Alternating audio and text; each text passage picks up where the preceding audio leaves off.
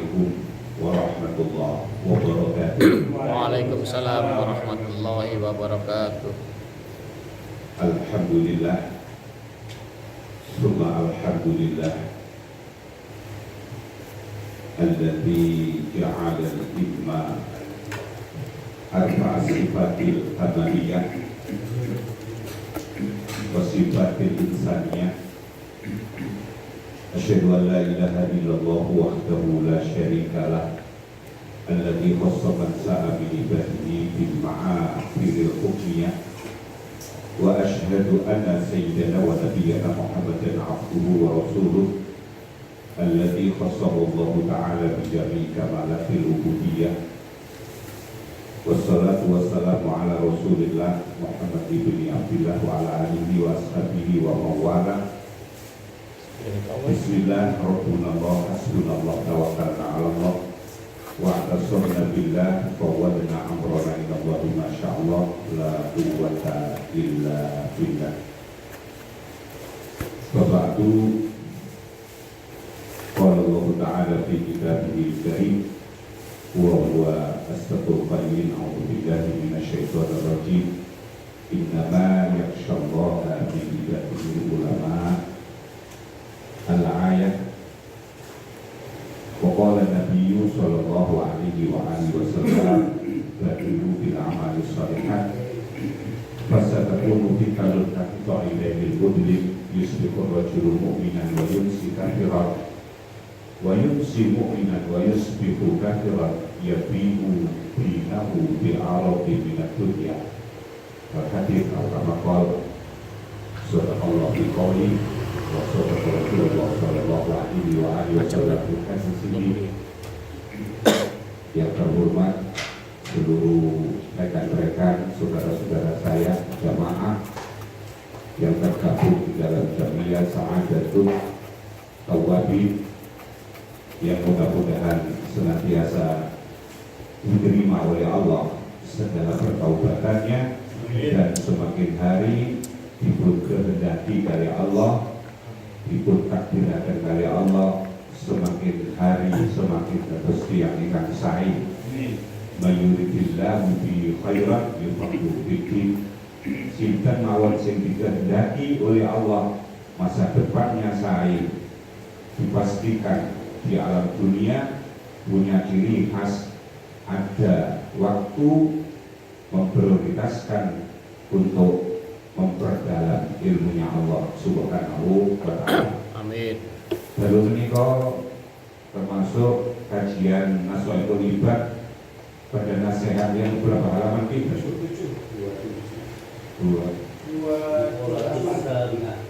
Nasihat 7. Terus nasihat 7 ya.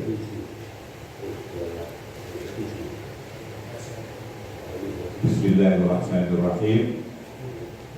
Al-maqalatus sabi'ah.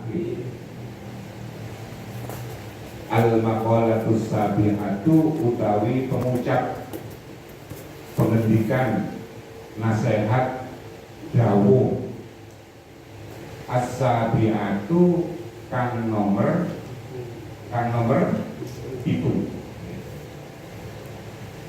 An Yahya ibni Mu'adin radhiyallahu anhu, iku saking Imam Yahya ibnu Mu'ad radhiya, mugi-mugi ridhoi sapa Allah Gusti Allah anhu saking Imam Yahya ibnu Mu'ad. Nasihatipun Imam Yahya ibnu Mu'ad, ma'asallaha karimun, ma'asallaha karimun, ora durhaka, ora durhaka, mboten melawan, mboten maksiat, Allah ing Allah. Terus Allah kedudukannya menjadi maf'ul bih. Maf'ul bih itu objek. Ora maksiat ing Allah. Sinten niku? Karimun, tiyang ingkang pinuji lakune. Jadi sinten yang disebut karimun niku?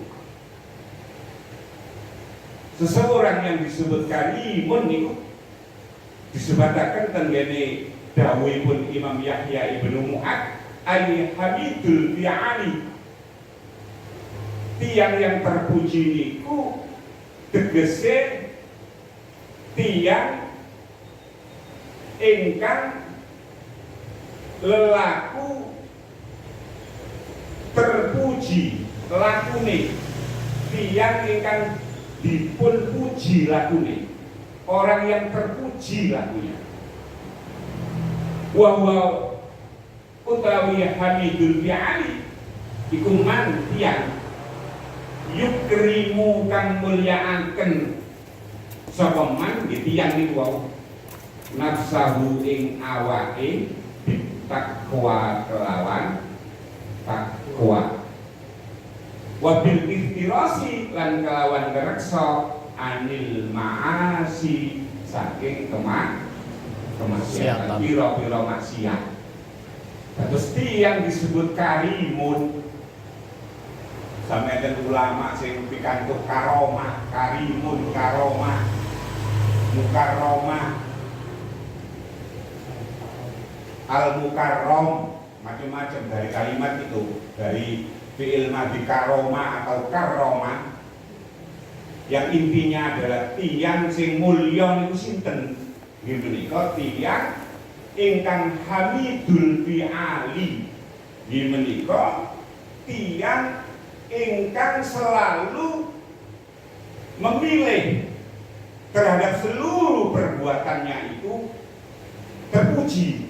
Maksudnya terpuji itu ya dirinya senantiasa menghiasi perilakunya dengan takwa.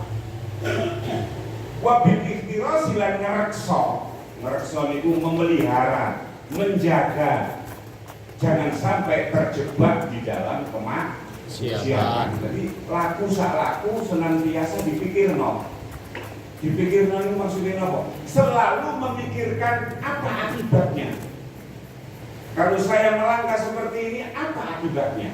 Nah, orang yang senantiasa menghiasi ketakwaan dan menjaga dari kemaksiatan itulah yang disebut dengan karimun. Karimun itu ukurannya adalah sikap perbuatan yang menyangkut ucapan dan seluruh perilakunya. Boten diukur saking dunyane. Nah, kenyataannya manusia kadang-kadang memuliakan menungso itu faktor atau ekonomi. Faktor ekonomi. Makanya ini digarap kali Imam Yahya ibnu Mu'ad. Jadi kemuliaan seseorang itu ukurannya bukan hartanya, bukan dunianya, tapi bagaimana dia menjaga dirinya dengan berbaju takwa dan senantiasa mengendalikan diri ojo sampai terjebak di dalam kemaksiatan. Laku salaku selalu mikir akibatnya. Kalau seseorang setiap kali melangkah mikir akibatnya, aman gitu, akan terpuji dia. Baik ketika diangkat sampai di tempat pemberhentian. Yang susah itu dari kenaikan sampai keturunan tidak dapat kedudukan. Jadi ngadeg mawon, gak iso lungguh, begitu lungguh gedempok. Karena boten saged njaga saking kemaksiatan ini. Makanya gak kari dia. Jenengan ngertos ta maksudnya. Jadi wong sing senantiasa menghiasi dirinya dengan ketakwaan. Terus njogo ojo sampai terjebak dalam kemaksiatan. Boten diukur saking dunya. Sebab kalau diukur saking dunya, moko menungso sing paling mulya niku mboten sinten-sinten kecuali Fir'aun. Mboten. Jadi kalau ukurannya dunya, mboten menungso Fir'aun. Jadi kemuliaan seseorang itu diukur dengan ketakwaannya dan menjaga dirinya jangan sampai terjebak dalam kemaksiatan. Ditambah mana kali Imam Yahya ibnu Mu'ad wala asarat dunia. Loh, ini lanjutane wala asarolan ora milih ngertos ora milih tidak memilih ad-dunya ing dunya. Jadi dunia ini hanya sekedar fasilitas, sarana, bukan menjadi tujuan. Sarana mawon ibaratnya jembatan lah, sarana. Aila qaddamaha tegese orang dhisikake tidak menomorsatukan ha ing dunya wala faddolah lan ora napa niku ngutamaaken ha ing dunya. Terus tiyang sing karim niku wau tiyang yang perbuatannya senantiasa dihiasi dengan ketakwaan, melaku samlaku mikir akibate ojo sampai kejebak dalam kemaksiatan. Mikir laku laku mikir gak sakarepe dhewe. Nah itu namanya orang karim. Dalam prakteknya memandang dunia, dia tidak mendahulukan dunia, tidak mengutamakan dunia. Alal akhirati ngalahno akhirat. Jadi orang yang karim itu adalah orang yang senantiasa berpijak kepada seluruh apa yang dikaruniakan oleh Allah itu demi untuk kebahagiaan akhiratnya. Boten orientasinya dunia, boten menomorsatukan dunia. Akhirnya boten menghamba kepada dunia. Dikaruniai napa mawon, diparingi napa mawon. Kebaros diparingi ilmu ya ilmunya kanggo ajre wedi nanggone Gusti Allah. Terhadap Allah ajre. Dengan karunia-Nya Allah berupa ketakwaan, ilmu dan karim itu tadi, memandang dunia. Dia tidak menjadi hubbu dunia, memandang dunia menjadi seorang yang zuhud. Yang zuhud itu mboten anga-anga, mboten serakah, mboten kedunyan. Terhadap sesama manusia muncul ketawaduan. Kata tawadu jenengan Anda asor itu adalah manusia yang karim. Ditambah balik terus Imam Yahya Ibnu Mu'ad hakimun, wong kang bener lakune. Siapa orang yang benar lakune, orang yang hakim, orang yang bijaksana itu? Ai musibun tegese wong kang bener fi af'alihi ing dalem pira-pira penggaweane wong. Siapa orang yang bijaksana itu? Wahwa utawi musib hakim niku man iku wong yang melakukan iso nyegah sapa wong nafsahu ing awake min mukhalafati aklis salimi saking mulayani akale sing sehat. Dados wong bijaksana niku tiyang sing saged mencegah dirinya terjebak dari hal-hal yang dilarang oleh Allah yang bertentangan dengan akal sing sehat. Cara kasare kebalus nyambut gawe sing bener, mikir akibate. Itu orang bijaksana hadirin. Mikir langkah-langkah senantiasa memikirkan akibatnya. Apakah perbuatan saya ini bertentangan dengan akal normalnya manusia, dalam hal ini ya syariatnya Allah. Jadi melangkah melakukan sesuatu itu selalu diukur apakah Allah ridho saya melakukan seperti ini. Itu ukurannya ngoten. Itu orang yang hakim, yang bahasa Indonesianya orang yang bijaksana. Terus itu dawuhipun Imam Yahya Ibnu Mu'ad, dikandung maksud kemuliaan seseorang, kebijaksanaannya seseorang bukan diukur dari dunia, tapi bagaimana dia membalut, menghiasi dirinya dengan ketakwaan, kemudian laku sak laku senantiasa memikirkan jangan sampai terjebak dalam kemaksiatan. Jadi selalu waspada hidupnya, tidak ngawur. Hidupnya itu selalu mengikuti petunjuk dan taufiknya Allah Subhanahu wa ta'ala, boten nuruti hawa nafsunya. Kira-kira berkelan gitu. Oke. Jadi karim itu nama oke. Tiang yang menghiasi perilakunya dengan ketakwaan dan selalu mikir ojo sampai awak diri kejebak siapa. Terus dalam zahirnya itu bijaksana. Siapa itu? Ya seseorang yang senantiasa memikirkan jangan sampai perbuatannya berlawanan dengan akal sehatnya.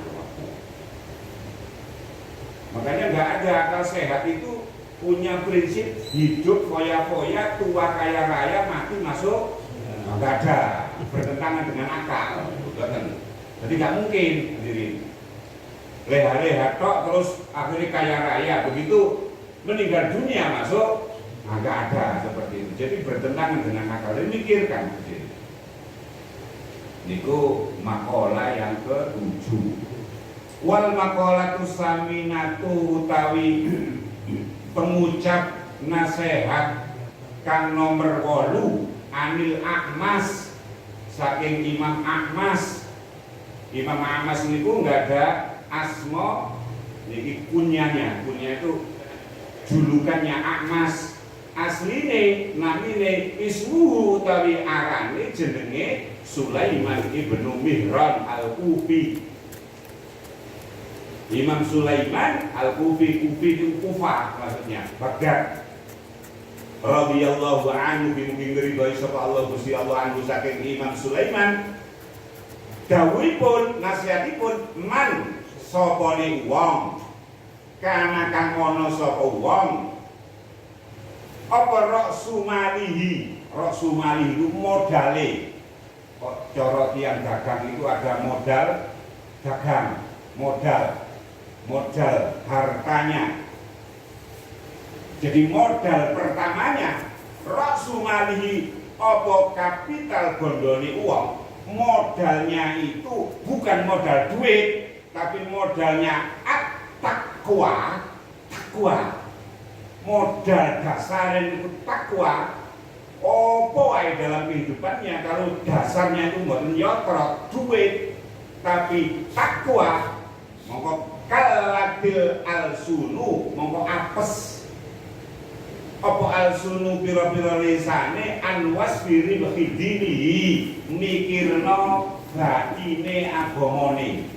Orang itu kalau dirinya sudah membalut, menghias di dalam ketakwaan, laku salaku nglakoni apa gak mikir sepiro ganjaran kuwi, gak ada. Jadi hidupnya ini senantiasa sudah ketakwaan itu, gak mikir no aku ini barang ini mlebu swarga nomor piro atau swarga apa, gak mikir sendiri. Jadi mirip-mirip gak sadar tapi dalam kebaikan karena dasarnya apa itu raksu malihi at-taqwa. Orang itu kalau sudah dasarnya baik, ngelakoni kebaikan apapun nggak hitungan kebaikan.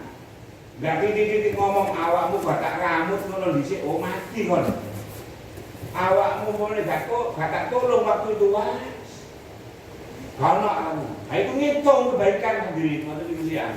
Kalau dasarnya takwa, itu yo bantu, yo berbuat apa itu kebaikan, opo ae, itu gak begitu mikir no ganjaran. Tadi titik ngitung di ganjaran mus 300 sing titik kas 5 gitu. Tidak seperti itu. Kalau dasarnya itu takwa. Jadi kalau apes lali, gak mikir, lisannya ini gak suka undak, undat kebaikannya yang pernah dilakukan. Paham enggak Bang? Dan titik-titik Undat-undat. undat. Kok cara nanggone wong wedok gak duwe penyakit manana. Manana niku penyakit wong wedok sing suka undat-undat kebaikannya. Awakmu gak tak tampung lho Perkajaya Bangkung sampean takut. Ngono kuwi jenenge undat. Enggak boleh.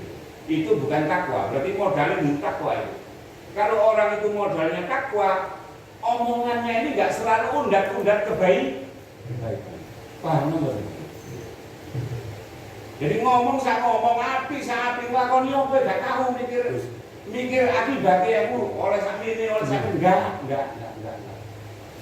Sebab ketika uang itu diundat-undat kebaikannya semua malah berisi. Ngoten. Coba itu praktekkan lah bojone ngalih. Momennya kita punya istri lah. Awakmu gak tampung nggone Kertajaya lho. Gelandangan nggih temen nggih ngalih lah. Coba itu praktekkan ngalih. Sakit itu artinya mana itu. Lebih hanana. Sudah undat-undat hanana. Membanding-bandingkan dirinya dengan suaminya orang lain atau istrinya orang lain. Ngono. Takwa niku hadirin. Jadi suka undat-undat kebaikan itu boten modal takwa. Tapi modal undat. Ini alimnya Imam Sulaiman bin Mihran Al-Kufi. Jadi dengan naswayatul ibad ini jangan sampai ketika kita berbuat baik, ojo sampai ngiling-ngilingi kebaikan kita.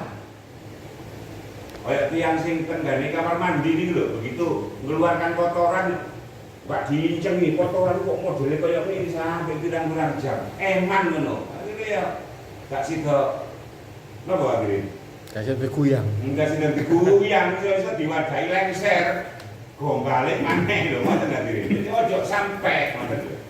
Jadi ketika melakukan kebaikan ojo sampai ngundat-ngundat kebaikan.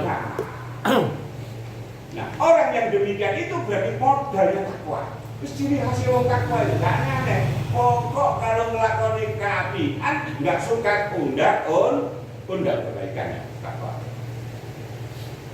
Sebaliknya wa man kana rasu malihi dunya wa man lan sapane wong kana kang ana sapa wong rasu mali bondone iku dadak donya. Modale memang donya betul, mboten takwa. Kalatil al-sunu an wasbi kusrani dinihi mongko apes tidak sadar apa lisannya, pikirannya, perbuatannya an wasbi kusrani dinihi, dia tidak akan sadar kerugiannya, dosane, durhakanya kepada Allah, dia lupa. Contoh kasare ana wong gak salat 5 tahun dadak soge wong iku. Jenengan kang ngerti, sampeyan ngeten iki nggih ngrasa susah uripe. Halah apa susah? Enake koyo ngene kok. Begitu hadirin, karena dia soleh dunia.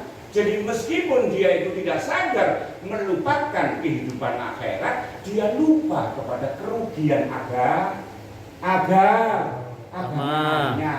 Lali kali dosane. Masih 10 tahun ora salat koyo gak dosa blas. Guyang-guyu, senengnya malah memandang orang lain yang ketika dia dibawa di dalam urusan hartanya, maka dia pandang dengan pemandangan yang hina, melarat. Makanya jok sholat lah, sholat itu bikin melarat, elek hadirin. Yang nanti itu termasuk Tuhannya bukan takwa. Tuhannya itu adalah harta. Paham lagi? Nopo? Paham nopo? Jadi uang kalau modal itu takwa kali. Gak oleh undat-undat. Maka perilaku sehari-harinya ketika melakukan yang jurusannya ketakwaan, kebaikan, itu boten undat-undat, lali. Kebaikannya itu lali, masih gue itu lali, gak suka undat-undat. Makanya kalau suka udah berarti bukan takwa, dunia berarti. Sebaliknya kalau orang itu modal dasarnya dunia, maka dia dilupakan di dalam urusan rugi, dia meninggalkan ibadah, dilupakan, rugi itu loh, lali. 10 tahun nggak sholat itu, buyang guyu seneng deh. Sampai nggak merasa dosa, ya apa dosa? Duwe akeh kok. Ngoten hadirin. Jadi nggak merasa dosa, belas.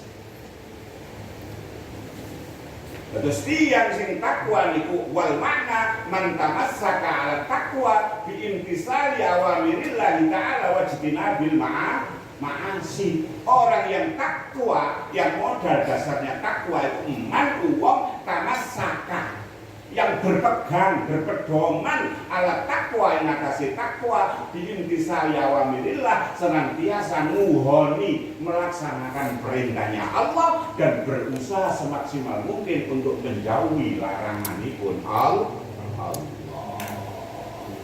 Bi'an asassa af'alahu bimuwafiqati syar'i falahu hasanatu katsirah.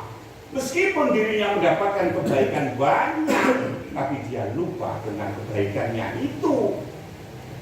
Ujung-ujungnya nyocokno perbuatannya ini dengan seluruh yang berurusan dengan syariat, muwafiq bimuwafiqati syar'i, nyocokno karo syariat. Falahu mongko wong iku hasanatun kasiratun utawi pira-pira kebagusan, kasiratun kan akeh tapi gak ngrasa ganjarane akeh. Krana iku gak undat.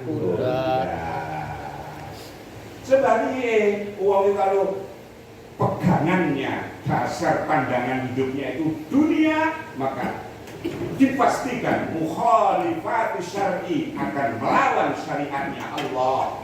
Maka ujung-ujungnya dia akan terjebak dalam sayyi'atu kasiratun, keburukan yang banyak, ajazatil alsan, lupa lisannya, lupa kesadarannya akan kerugiannya di dalam urusan ibadah dan agamanya. Uang kalau dunia tok yang dipikiri, gak mikir no akhirat belas, itu dilupakan oleh Allah. Gak ngurus masa depan, sing diurusi masa depan dunia. Artinya mulianya seseorang itu bukan urusan takwanya, tapi diukur seberapa banyak ia mengumpulkan harta. Paham kali? Tembis. Gimana di sini?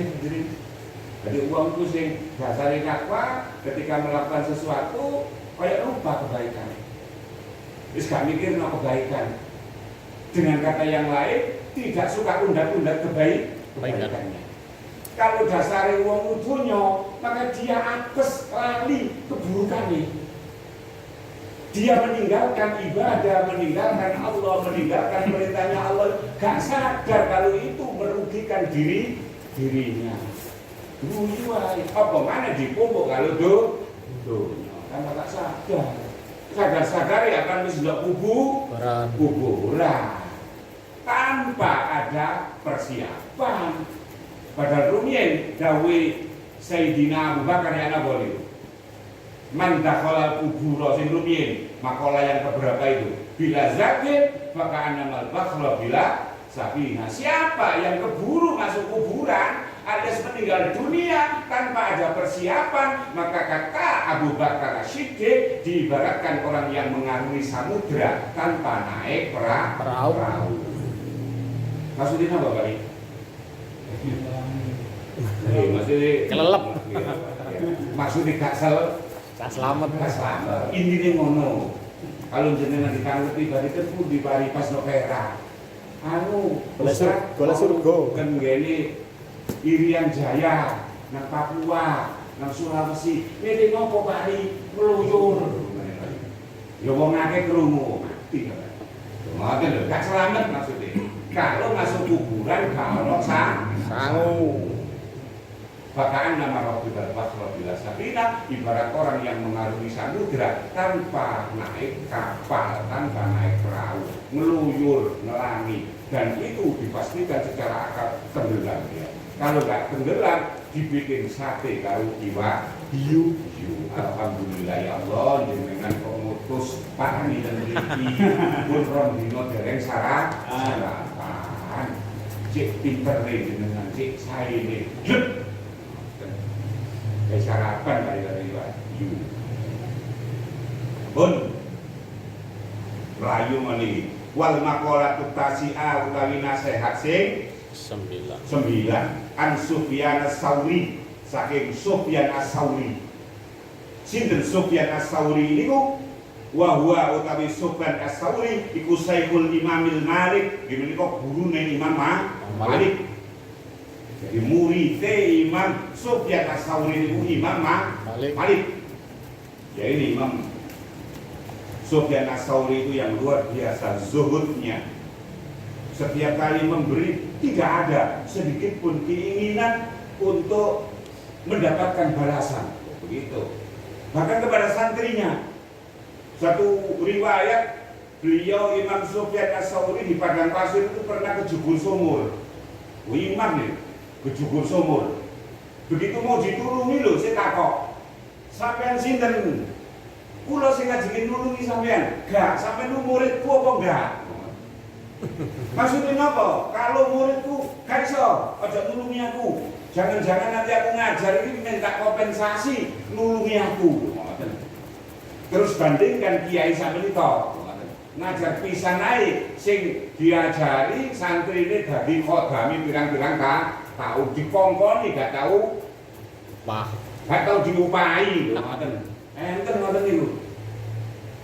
Ya ini dari mobilnya rusak termasuk santri itu Pak Hari. Padahal Pak Hari. Wis Pak Hari modal sampai 5 juta, 10 juta. Nah perlu ya Pak Hari ya. Kiai templo ini. Jadi kiai yang mengkonversi yang minta kompensasi ilmunya dengan materi.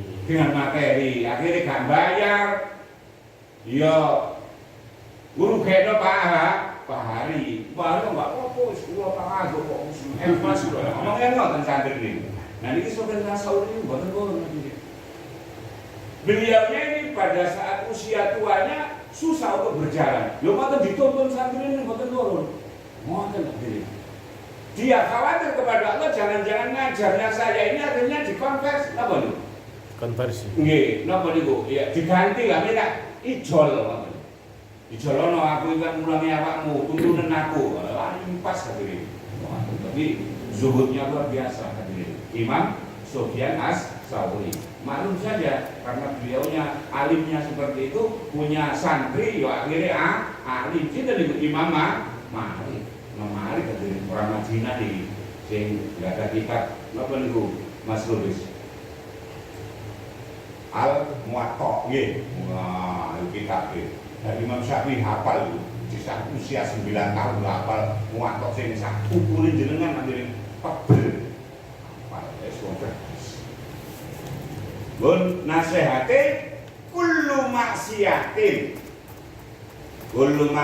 utawi saben-saben maksiat, saben-saben yang melahirkan dosa, maksiat, ngelakoni maksiat iku nasihatin kang tukul, ngertos tukul tumbuh yang lahir. Setiap maksiat itu lahir, itu berasal, bersumber an syahwatin, saking syahwat. Syahwat itu keinginan itu ditegesakan malih ai istiyaqin nafsi ila syai', tegese berontone nafsu ati marang syai' suwiji wiji, keinginan yang kuat sekali. Itu namanya syahwat. Meskipun demikian terus Imam Sufyan as-Sauri fa innahu maqasatuhune kelakuan, setuhune kemaksiatan yang bersumber dari syahwat itu yurja dan arep apa hufranuha dan sepurane maksiat ai al maksiat tegese maksiat. Jadi maksiat durhaka kepada Allah, melawan hukum aturan syariatnya Allah, itu kalau dasarnya syahwat masih diharapkan untuk disepuro, dimaafkan. Gini. Jadi opo ae perbuatan maksiat kalau dasare niku syahwat, keinginan, keplesete, nafsu, ngoten. Akhirnya terjebak dalam kemaksiatan, itu masih bisa diharapkan untuk dimaafkan. Lanjutan nih, wa kullu maksiatin lan utawi saben-saben maksiat. Berarti ono maksiat loro. Maksiat yang pertama bersumberkan dari syahwat, dari nafsu. Maksiat yang kedua, wa kullu maksiatin lan utawi saben-saben maksiat nasa akan tukul apa maksiat yang terakhir. Maksiat itu melahirkan terakhir bersumber an kibrin saking kibrin.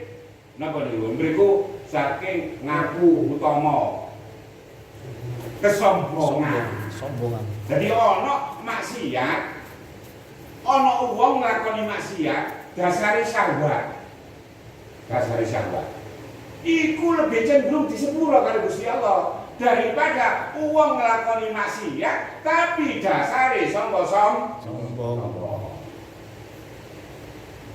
Al-kibru. Panon berbalik. Jadi ono loro, maksiat loro. Siji dasare keplesete nafsu, siji dasare karena sombong, ngaku utama. Ai dakwal fadli tegese ngaku utama, ngaku suci, ngaku lebih mulia, lebih utama. Fa innahu maka setune kelakuan maksiat la yurja iku ora den arep apa ghufranuha pengapurane maksiat sing dasare kesombongan iku li annal maksiata iblis kana asluha li anna maksiatan iblis karena setuhune maksiat iblis iku kana ana apa maksiat iblis asluha pokok maksiate pokoke maksiat dasarnya ngelakoni maksiat ayil maksiati minal kibri iku saking sombong. Jadi kalau uang yang ngelakoni maksiat krana dasare itu kepleset nafsune, contohnya kaya Nabi Adam, Siti Hawa, itu bukan karena kesombongan, tapi karena kepingine Siti Hawa terhadap woh-wohan buah khuldi. Boleh ini kan penting ya dunia.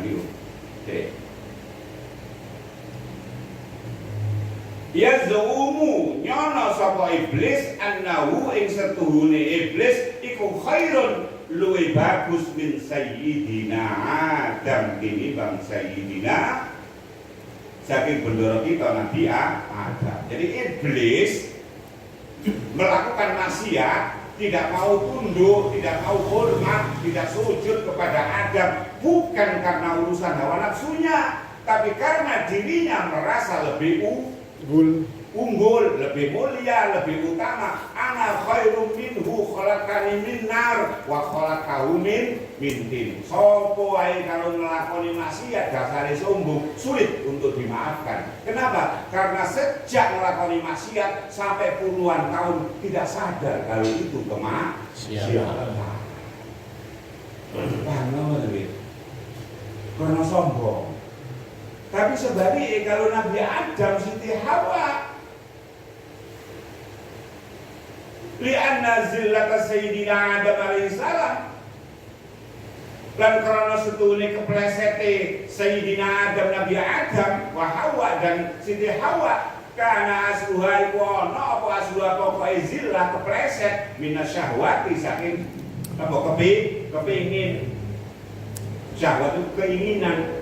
Bisa babi istiyaqihi kelawan sebab berontone Nabi Adam ila dzauqi tamrati syajarati syahwati al-manhi krana kepengin ngincipi woh-wohane wit syahwat Syahwat itu buah di an manhihi kang den larang ada saking samro. Jadi Nabi Adam melakukan pelanggaran itu bukan karena sombong, tapi karena syahwat, keinginan, kepingin mencicipi, dan itu ujung-ujungnya diampuni oleh Allah ketika bertaubat. Kalau iblis karena sombong, merasa bahwa dirinya lebih utama, maka melakukan penolakan sujud kepada Nabi Adam itu tidak merasa salah. Kenapa? Karena sombong. Ujung-ujungnya sampai akhir zaman tidak diampuni. Wong gak ngerasa salah. Jadi saele-ele wong iku wong nglakoni maksiat tapi gak kerasa kalau nglakoni maksiat.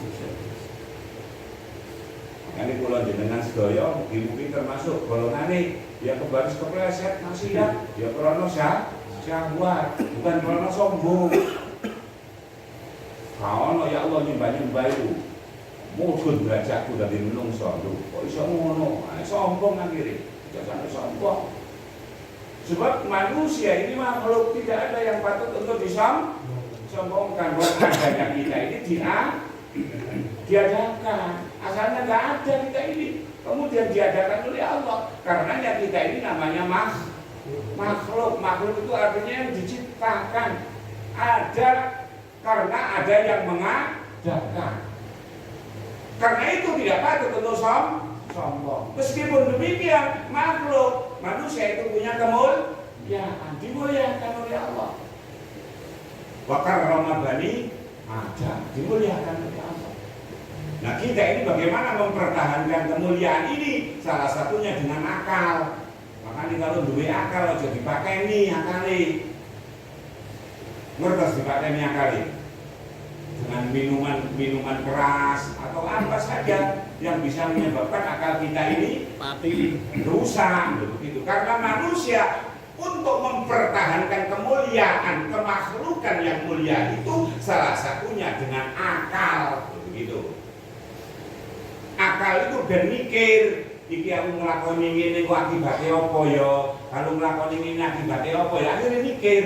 Nah, uang itu tindakan duwe selalu mikir akibatnya insyaallah selamat. Aku mrene jegur sumur itu sekune apa ya? Oh mati aku, gak usah. Akhirnya gak bunuh. Nah, ngoten maksud itu duwe akal. Nah, akal itu terus Kanjeng Nabi jauharun ruhaniyun muta'alliqan bi badanil insan. Jadi mutiara permata yang ditanamkan oleh Allah pada diri manusia agar dengan permata rupane akal itu manusia tetap bisa mempertahankan kemuliaan. Nomor loro ne adin, menungsa untuk mempertahankan kemuliaan dipun paringi agama. Agama niku syariat, ajaran, aturan, tuntunan. Wa huwa yad'u ila ashabal uquli ila qabuli ma minar rasul sallallahu alaihi wasallam. Begitu dalam kitab yang lain ini ngoten sendiri. Jadi untuk mempertahankan kemuliaan manusia, makhluk yang hina, yang lemah, yang asalnya nggak ada kemudian diadakan oleh Allah itu, yang tidak patut sombong itu, tapi tetap dimuliakan oleh Allah. Untuk mempertahankan kemuliaan menungso dikai akal. Di samping itu dikai agama. Agama itu apa? Tuntunan. Wa huwa yad'u, tuntunan yang mengajak ila ashabal uqul, kepada manusia yang punya akal, ila qabuli minar rasul, untuk diajak tunduk kepada aturan yang dibawa oleh Rasulullah. Jadi agama itu salah satunya demi untuk memuliakan manusia. Yang ketiga wal khaya, malu. Menungso kalau duwe malu. Nah, malu itu salah satunya alat yang diberikan oleh Allah untuk mempertahankan kemuliaan manusia. Makanya kalau kumpul karo bojo dok cerita-cerita, no, apa maneh dijak kumpul dok tengah embong meneh. Berarti gak duwe malu. Berarti wong hina, wong rendah ngoten niku. Maksudnya dhuwure wong rendah berarti wong gendeng. Enggak, ngoten iki. Nggih, bali nggih. Jadi gak oleh cerita-cerita ngoten niku mesti malu. terbuka auratnya tambah seneng buyang-buyung. Iki lho delon wekku kaya ngene, kok bener berarti ngoten. Duwe sifat isi. Itu untuk mempertahankan ya. Sing terakhir wal amalu sholih, agar manusia tetap mulia itu dengan amal sholih. Amal sholih itu amal sing apik, perilaku sing apik, diharapkan punya akhlakul karimah, akhlak yang baik. Karo sing luwih tuwa ya hormat, karo sing luwih enom ya sayang. Itu baik. Jadilah manusia yang seimbang hubungannya kepada Allah, ya seimbang hubungannya sapodo. Itulah manusia yang diharapkan dapat mempertahankan kemuliaan. Ojo sampai terjebak dalam kehinaan, tsumma radadnahu asfala safilin. Oke, wis aspal sapil, begitu. Wis aspal itu dari isor hadirin. Aspil apa aspala sapil ini di tempat yang sangat rendah. Wis dari isor diinjak wong, begitu. Jangan sampai hina-hina maksudnya. Ketika manusia sudah hilang rasa malunya, hilang kebaikannya, hilang agamanya, dan hilang akalnya. Kalau sudah hilang akalnya lebih mahal. Tapi Dr. Pajaya ono kali duwe sapi ini ucul, ngomong kali Mas Mamo, sapi kula ucul. Sopo sing iso nyekel PN, akeh enggak kamu nyekel? Oh, akeh, sak masjid rebutan wong sapi limusin umpamanya. Ada ono wong gendeng ngene wonten. Kulo Pak Liku gendeng sapa sing iso nyekel PN dhewe lho, ngoten lho. Apa ngono? Ternyata luwih larang sapi. Padahal sapi itu hewan. Masih enggak duwe akal, tapi kena dijual. Tapi kalau uang wis ilang akale, diculno wae gak ono sing ngeramut. Lugur lho perapatan tambah diles truk. Lho ngoten lho iki. Gak ono rego ini. Makanya akal, agama, rasa sadar akan kehormatan, malu, amal soleh itu seluruhnya sarana Allah untuk mempertahankan kemuliaan manusia. Dawuh pun Gusti Allah. Apa niku? Watini wa zaituni wa turi sini wa hadzal kalbi. Laqad qala kenal insana fi ahsani taqwa. Diciptakan dalam keadaan mulia. Kalau wis mulia ngono aja sampai usaha berbuat sesuatu yang bisa menghilangkan kemuliaan. Pun, teman-teman hadirin, ada pertanyaan ini. Ada pertanyaan. Terus kemuliaan manusia itu pemberiannya Allah. Meskipun manusia itu asalnya tidak ada, diadakan oleh Allah, karenanya tidak patut sombong. Ojo sampai ngelakoni dosa dasari sombong. Sombong itu ngerasa gak butuh Allah, gak butuh. Akhirnya orang yang sombong itu ngelakoni kemaksiatan sulit untuk mendapatkan ampunan karena merasa luwih utama. Kalau kepleset karena hawa nafsu, kemudian sadar, insaf, bertaubat, itu masih terbuka untuk diberikan ampunan. Fabirru ilallah. Ya, mudah-mudahan kita seluruhnya termasuk sesuai dengan kalimat majelis taklimnya. Sa'adatul tawwabin, berbahagialah orang-orang yang menuju pengampunannya Allah, sehingga kita seluruhnya diterima pertaubatannya Allah, kata Allah, sehingga kita seluruhnya akan kembali kepada Allah, memperoleh kebahagiaan, punya masa depan dunianya dan akhiratnya. Tidak kita tok, tapi juga anak istri kita seluruhnya itu orang yang bijaksana tadi, jadi hidupnya bermanfaat untuk orang lain. Bukan kita yang egois masuk surga, tapi istri kita, anak kita kecentel dongone rokok. Termasuk orang tua kita, orang tua kita doakan sendiri. Ini tidak ada. Upamanya kita ke 8 kan dilarang sombong. Kami kan salah satu kitab itu sombong kepada orang sombong. Oh, itu istisna perkecualian. Perkecualian ada orang sombong. Nah caranya biar gak sombong itu ya apa? Dia apa-apa lo gak kena. Nah, kita boleh, diperbolehkan, bahkan disunahkan untuk berbuat sombong kepada siapa? Orang yang sombong. Jadi sombongnya kita kepada orang itu demi untuk tarbiyah, untuk pendidik agar dia tidak sombong. Nah, nyombongi wong sombong itu tambah dianjurkan demi untuk kebaikan dia. Ngoten Mas Iwan. Pinter juga oke niku, nggih. Urusan oke, jadi nyombongi wong sombong itu malah dianjurkan. Yang tidak boleh kok wis wong tawadhu nggih lho, nyombongi wong ngono ya warak ngoten niku. Nggih, wis merendah-rendah tambah diinjek-injek ngoten malah tidak boleh. Nyombongi wong sombong itu anjuran. Kalau tidak ada cara yang lain, kalau ada cara yang lain ya cara yang lain lah. Tapi biasanya orang sombong memang budune itu disombongi lah. Memang caranya ngono. Habis kadung penyakit. Kenapa? Karena ujung-ujungnya orang sombong itu melakukan apapun, bahkan kemaksiatan, dia tidak sadar kalau itu kemaksiatan. Contohnya iblis itu. Sampai detik ini loh, gak merasa salah dia. Kenapa? Karena dia merasa lebih baik. Saya dari api kok. Oh, no ceritanya api, sujud nanggone lemah itu. Enggak. Mudun ya Allah, derajat saya. Gak mau. Nah, itu akhirnya bantah Allah. Lupa yang merintah itu kepada Allah. Akhirnya dia terusir sampai kiamat pun. Nah, orang yang dasarnya sombong itu ketika diberikan hukuman munculnya itu adalah dendam. Biasanya itu dendam. Makanya iblis itu dendam. Oh, gak apa-apa ya Allah. Kalau seperti itu saya juga ngancam kepada manusia. Siapa saja nanti saya halang-halangi dia dari jalan kebaikan, dari jalan depan, belakang, kanan, kiri, seluruhnya kehalangi ya Allah.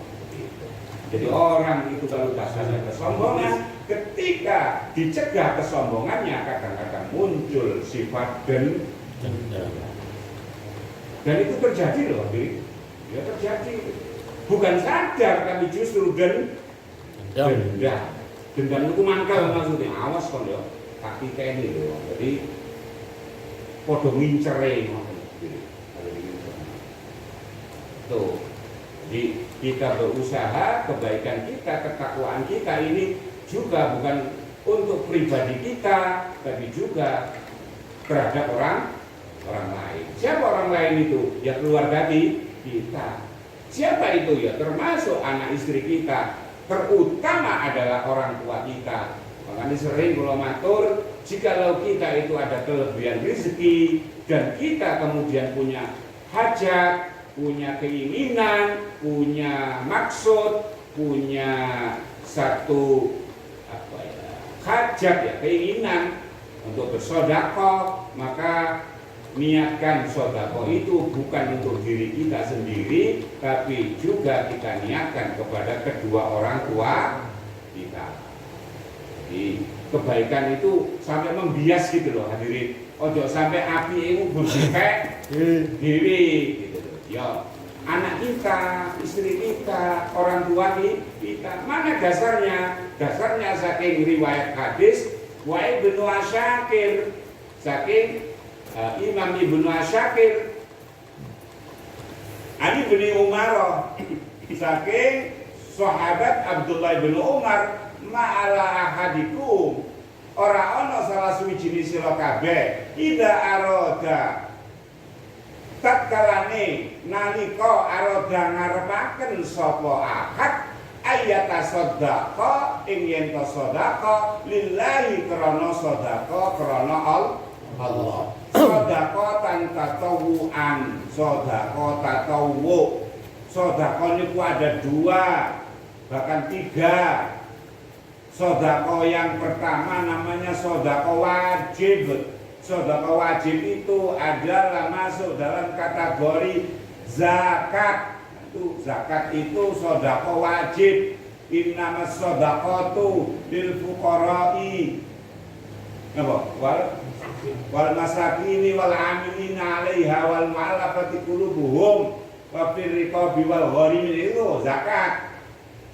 babakan sodako wajib, tapi ada sodako yang sunnah yang dikenal dengan sodakotan tatawuan, sodako tatawu, sodako sunnah. Ada yang wajib, namanya sodako masuk dalam kategori nadar. Nadar itu menjadi wajib. Tapi orang yang nadar itu jelek sebenarnya. Terus kiai-kiai ini, nadar itu sodako, ya pemberian terhadap dirinya atau juga kepada orang lain. Ya Allah, kalau saya lulus apa? Saya nanti puasa. Koyok yapi, tapi itu jelek. Nantang. Gitu. Jadi ngancam Allah. Nantang. Itu nadar. Terus bagaimana ketika berhasil? Wajib ditunaikan. Ya Allah, saya kalau lulus ini puasa 3 hari umpamanya, wajib. Ya Allah, kalau saya lulus ini saya sedekah ke masjid sekian, wajib. Sedekah wajib itu hadirin. Karena dinadar. Nah, meskipun nadar itu elek, maksud lho. Ojo selalu kalau kepada kebaikan kepada Allah lillah itu kemudian kita kategorikan nadar. Nadar itu dengan persyaratan. Kayak ngancam Gusti Allah, awas ya Allah, kalau jenengan lulusaken gelem aku. Tapi kalau enggak, maksudnya. Jadi Allah diancam gitu itu jelek. Jadi kalau puasa ya puasa aja, jangan puasa nadar. Ya Allah, kalau nanti saya sukses jadi manajer, puasa saya cabut, jangan. Jadi nggak usah nadar seperti itu. Puasa ya puasa aja. Amalkan apa ya apa saja. Nah, ketika kita sedekah tatawwu, terus Abdullah bin Umar itu juga Sayyidina Umar. Jadi lu alim hadirin. Alim. Bapak yo alim, anak yo alim. Ayya ja'alha yang tandadekno apa sedekah an walidayhi saking wong tuane loro begitu. Jika sampean bersedekah, maka jadikanlah sedekah itu untuk kedua orang tua kita dengan syarat idza kana muslimaini nalikane ana sapa wong tua loro iku muslimaini muslim karone fayakunu mongko ana apa ajruha ganjarane. Jadi ganjaran itu nyampe lahuma untuk kedua orang tua kita, walahu mislu ujurihima, dan baginya anak yang bersedekah itu juga mendapatkan ganjaran yang sama dengan kedua orang tuanya. Bi ghairi ayyan kusa min ujurihima syai'a. Sedikit pun ayyan kusa tidak dikurangi min ujurihima syai'a dari ganjaran keduanya. Jadi ganjaran wong tua ya diberikan utuh, ganjaran dirinya sebagai anak yang bersedekah juga utuh. Itu artinya dia adalah termasuk karim, termasuk juga hakim, bijaksana. Bikjaksananya kebaikannya bukan untuk dirinya semata-mata, tapi juga untuk kedua orang tuanya, kepada istrinya dan kepada anak-anaknya. Bahkan kita sesama muslim kadang-kadang juga terhadap sesama muslim. Contohnya kayak doa segala macam itu kan kebaikan untuk orang lain yang seiman. Karena muslimaini ono wong sing di sodakoi itu muslimaini syaratnya. Napa niku? Muslim satu akidah, nggak boleh kalau orang tuanya penghucu ngomongnya terus. Monggo kanca-kanca jamaah, monggo tahlil kali kula sedaya atas nama wong tuwa kula sinten si A ngene agamane napa Konghucu ngene atau sedekah tapi ternyata agamanya lain tidak bisa dibenarkan oleh syariat Islam. Selama keduanya orang tua kita itu muslim karone maka falahu ajruha lahuma. Pahala itu akan nyambung kepada kedua orang tuanya. Paham tadi? Jadi kebaikan apapun sampai suka ingat kepada orang tuanya ya. Nah kalau sampai itu selalu gitu nanti anaknya selalu ingat sampean. Itu hukum kausa prima, mata diri. Jadi uang itu kalau perhatian kepada orang tuanya lebih, maka anaknya nanti punya perhatian lebih. Ojo sampai kita ini lupa kepada orang tua, akhirnya nuntut anak. Ujung-ujungnya anaknya didekek ke panti jompo kali. Betul maksudnya? karena saking enggak iringi karo wong tuane, saking nemen ndonga yoga, nyambangi yoga, buktinya begitu nyambangi nganggone kuburane lali. Kon dia dhisik yo ngaku iki kubur kene ora ya. Wong ana ya lali saking serime. Padahal ngentekno berang-berang. Berang kapling. Wali sangat terang-terang, mana bisa ngek koyo ngoten. Akhire yo terlalu menuntut nanggone anak ini bakal itu dititipno nanggone panti order dari ilang. Ayo Mas Lubis, kata Mas Lubis. Barangkali demikian, masuk sistem itu. Hormat ini kamu, ini kehormatan. Sampai hadirin, mudah-mudahan sebelum ini membawa hikmah dan bukan teori. Jadi naso itu bukan teori, ilmu aplikasi, ilmu praktek, ilmu yang perlu dipraktekkan. Untuk bagi wong egois, sholat tahajud pisan ae wong sak kerja ya digodhog timbune aja ngono. Daripada model ngoten enakan gak tahajud daripada tahajud pisan nyakiti wong sak kampung kajian. Ngoten nggih, jadi kebaikan kita populerkan, kita sampaikan kepada orang lain. Siapa itu? Utamanya keluarga kita. Barangkali demikian yang perlu saya sampaikan. Ada nama wa ayakum ajmain dari Al-Fatihah wa salama billahi taufiq wal hidayah subhanakallahumma wa bihamdika asyhadu an la ilaha illa anta astaghfiruka wa atubu ilaik. Sallallahu alaihi wa sallam wa ala alihi walhamdulillahi rabbil alamin. Wassalamualaikum warahmatullahi wabarakatuh. Waalaikumsalam warahmatullahi wabarakatuh. Gimana tadi? Harapannya lumayan. Kapan ini pencalonan RW ini?